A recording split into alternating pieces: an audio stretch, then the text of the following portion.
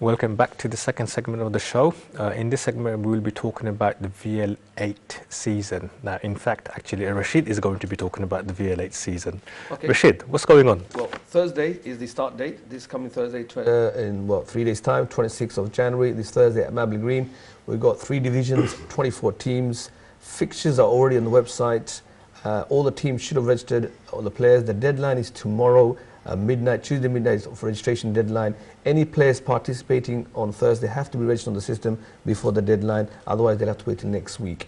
If you want to know the fixtures, go onto the website, all the fixtures are there. It's at Mabley Green, the car park's there, the showers are there, 4 pitches are going to be used, lights are fixed. It's just a matter of waiting for Thursday and kickstart. Fantastic. Right, shall we have a look at the teams that will be participating? So if I can display the teams on the screen now.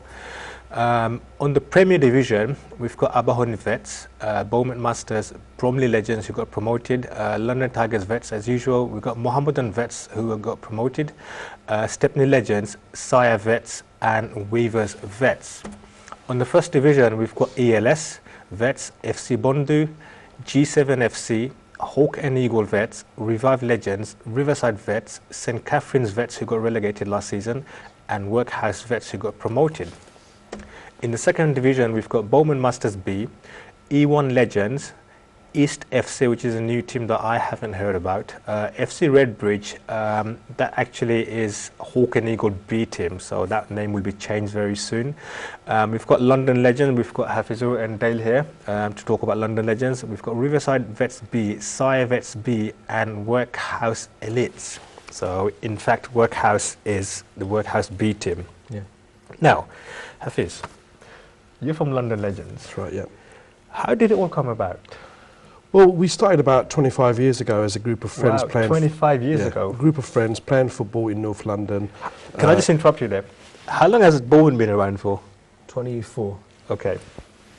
So we were 1 year ahead. No, because I knew the answer, I just wasn't sure. So we was playing football in North London as a group of friends, and the person who was driving that is a chap called Fazlul Khan, who is well known in the Vets League. He's played for many different teams.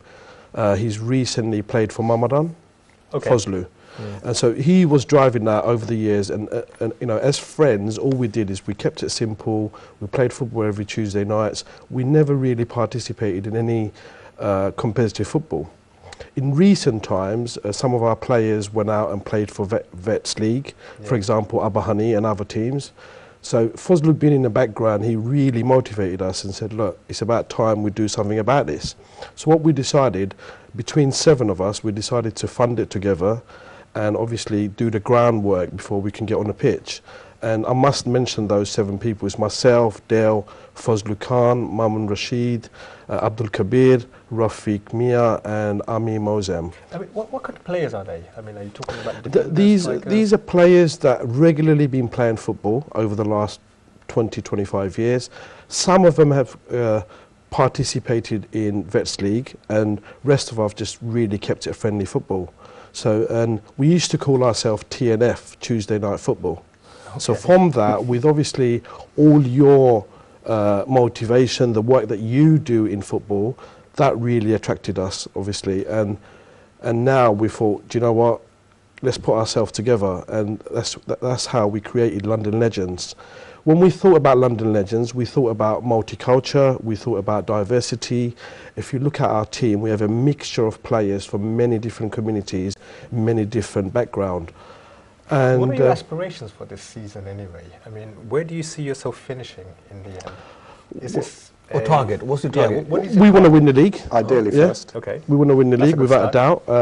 But the football will do the talk. And we've got some quality players, and I'm sure if we can put it together, we've got a good chance of winning the league. But again, football, everything's done on the pitch. So I want to... Just a quick question for you. What position do you play in? I'm a defender. You're a defender, right? Okay. So you've played in what, open senior leagues and divisions? I played in ILFL mixed league, but 11-a-side a couple of years back in defence. And before that, just, you know, your Sunday leagues, stuff like that. So what are you expecting the Veterans League to offer you? I think it's going to be quite tough. I don't think it's going to be a walk in the park. I think it's something we have to be switched on and focused to win. if we are going to win. I think we're up first against East FC, which is another new team, I think. So we're looking forward to getting out on Thursday night, getting on the pitch and seeing what we can do. You know, hopefully we'll get a couple of wins under the belt. But it's not going to be easy. It means we have to be switched on. It's down to the gaffer to pick the right players, to pick the best formations, and to send us out hopefully with the right tactics to win. Fantastic. So I was going to ask you guys a quick question. Obviously, certain teams represent a certain area. I know your name is London Legends. Are you guys all over London, or is it certain areas you... All over London. All over London. But mainly from East London and North London. All right. But Now, talking about teams wanting to do well, now, I've got a message from one of the teams called G7, and he made a comment to me a few days ago, and I'm going to read this out to you all. My only fear is if we walk over teams week in, week out, then it's going to be impossible for me to keep the players motivated for nearly 20 weeks. Now, the way I understand it, G7 are coming with G-Force. Now, Rashid, what do you have to say about that? I think they'll be surprised because we've seen every team I spoke to or seen, even the new players, even yesterday there was 2 or 3 players that were special superstars in their own right within the senior side on Sunday. But when it comes to 7 side, it's a totally different game. The format's different, the way you're playing is different, the speed is different, and they need to get used to it. A lot of superstars struggle when it comes to 7-a-side because they're so used to 11-a-side. Suddenly you're at the A, you're on the AstroTurf, B, you're playing with 6 players, they roll on all those subs. It's a matter of getting used to. So unless they've been playing a lot of 7-a-side vets games, it will be a big change, a big shock. It takes a few weeks, especially like with London Legends, they're going to face new teams. You don't know the other players, you don't know the other teams, their strengths, their weaknesses. So until game week 4 or 5, only then you can say, you know what, we know how to take advantage or where our weaknesses are, our strengths are, and only then you can progress and make comments once you're on the top. Before that, I think it's slightly premature. A little bit premature. Yeah. Asmo, now, understand that Hawk and Eagle Vets is in the 1st division. Now, with G7 in the mix, together with St. Catherine's Workhouse, where do you think Hawk and Eagle will finish? $1 million question.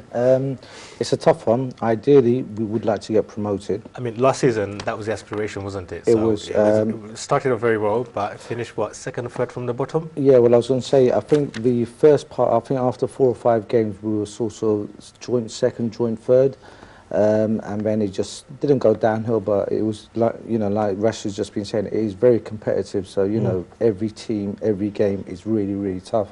And then we just started losing a few points, and then we ended up 2nd from bottom, just scrapping relegation. But that's the toughness of this league, and good luck to G7 because they're going to, you know, appreciate and realise that, you know, in the first 3 weeks you could be fighting for promotion, and then in the, you know, 4 or 5 games down the track you could be fighting for relegation. You lose a player, you lose a game, and then it all goes downhill, doesn't it, from there? It's very, very tough. Yeah, I think because it's 7-a-side, if you have one injury or key player missing, you can, on that week or that 2 weeks, it'll impact your results. And next thing you know, your table reflects that. So if teams are 100% with their attendance, with their key players not missing through injuries or family problems or can't come off from work or they turn up late, it can impact. So I think that's where teams need to appreciate. You have to be committed, come every week on time and give 100%. Now, on the subject of success, Rashid, I have a few questions for you. Okay. Guys, feel free to share your thoughts at any time, you as well as Mo. Okay. Now, we talk about this beginning of the season, every season for the last 7-8 seasons. Who are the title winners and why? For which division? For all of the divisions. Who will be relegated and why? And who will be the most problematic teams? With the Premiership, obviously in the last 2 seasons, I must say, I know, yes, Tigers won it last season, which wasn't a shock, but they've done it so many years now, they're one of the favourites. But it's so competitive, we've seen that one result makes a difference. So I will say 2 or 3 teams have a chance. It all, again, goes down to how they perform on a weekly basis, but Tigers will be favourites, rightly so. I think Abu Hani will look good. Stepney will be good. Weavers, I know they recruit a lot of players. What about Mohammedan? Do you think Mohammedan is going to for me, I don't think they'll go for the title because a promoted team, they won't, because they played in Division 1 for the last 2 years, it'll be a shock because the price will increase by at least 30%. And depending on the players they recruit, they may shock us by getting 7 or 8 new players because the players they had, I don't feel their Premiership calibre, all of them. Just 1 or 2 will be, but based on my knowledge and I've seen them for years, they'll have to surprise me really, really. How about Stepney? I heard that they're fielding a really strong team this season. Stepney is a massive club. They've been established for, again, another big club in senior in vets. And vets, they've got the experience, they've got the skills, but it's again can they do it on a weekly basis? Again, it's a team that can challenge for the title. So with Premiership, I don't think it's just Tigers. I think 3 or 4 teams, it's just a matter of on week 4, week 5, who can grind out results consistently, and that will obviously, and you can't forget Sire, one of the dark horses. They're the only team to beat London Tigers last season. Weavers, we know they can up the game. They're one of the teams that recruit a lot of players from outside North London, North West London. But again, we've seen like All Stars won the tournament yesterday. A lot of them played for Weavers, so they'll be up for this. I think they were disappointed. They just won the cup, but they didn't challenge the title this season. I'm sure that one will make it right and challenge the title. We'll see anyway. So it's looking really, really interesting in the Veterans League scene. We've got 24 teams competing. It starts this month, and I think it's going to go in for about another 20 weeks, just in time for the summer breaks. We now have to take a short break. So the next segment is all about fixtures. So don't go away. It's going to be very exciting. So I'll see you in a few minutes.